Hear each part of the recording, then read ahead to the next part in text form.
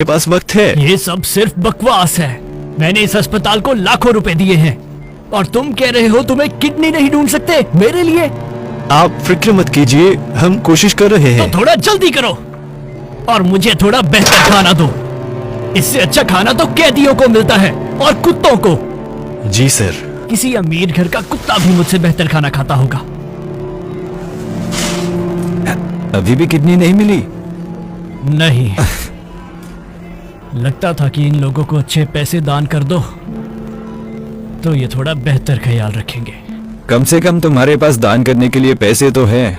जब मैं छोटा था तो मेरा सपना था 1 करोड़पति बनने का, और 40 साल काम करने के बाद मैंने लगभग ये गोल पा लिया। पर जैसे ही मेरा बैंक बैलेंस वहां तक पहुंचा, मुझे वो खबर मिल गई। कभी सोचा भी नहीं था। कैंसर? यकीन नहीं हुआ। सोचा था जब अमीर हो जाऊंगा तो जिंदगी के मजे लूंगा, पूरी दुनिया घूमूंगा, कुछ रोमांचक करूंगा। मैं तो जो करना चाहता था उसकी लिस्ट भी बना ली थी।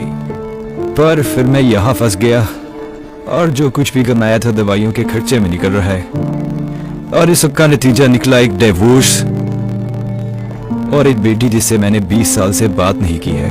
ये तो बहुत लंबा समय है। तुमने उनसे मिलने की कोशिश नहीं की? कुछ साल पहले मेरी बीवी की मौत हो गई थी और मुझे नहीं लगता कि एमा मुझसे मिलना भी चाहती है। बहुत ज्यादा वक्त बीत गया है। जो भी है तुम बताओ, डोनर बनने के लिए कोई पत्नी या बच्चे नहीं है? मेरा बिजनेस चलाने में बिजी है। कोई भी औरत दूसरे स्थान पर रह के खुश नहीं रह सकती। मुझे यकीन है कोई बच्चा भी नहीं। सही बात है। मतलब मेरी बेटी तब छोटी थी, कहती रहती थी पापा काम पे मत जाओ, थोड़ी देर रुक जाओ, मेरे साथ खेलो, मेरे साथ खेल लो। मैं उसकी बात नहीं सुनता था और काम पर निकल जाता था। मेरी बीवी बहुत गुस्सा करती थी, परेशान करती थी। पता नहीं मुझे ज्यादा तंग क्या करता था, उसकी बातें या उसका खाना। अपने परिवार में मुझे सिर्फ खाना ही याद आता है।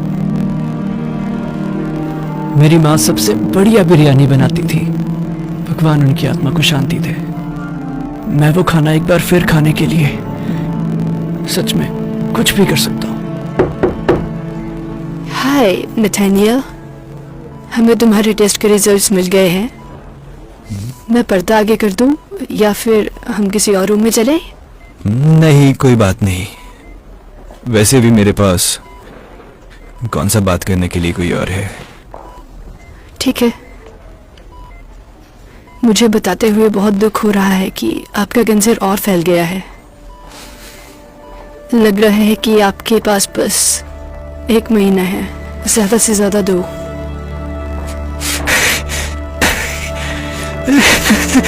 भगवान, मुझे कुछ समझ नहीं आ रहा।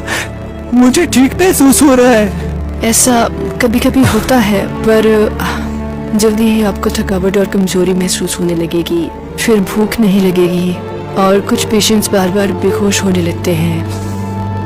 पर आखिरकार जो बताना था बता दिया, या तुम्हारी मौत की किताब से कुछ और भी बाकी रह गया है? आपको ये सब समझने के लिए कुछ समय लग सकता है।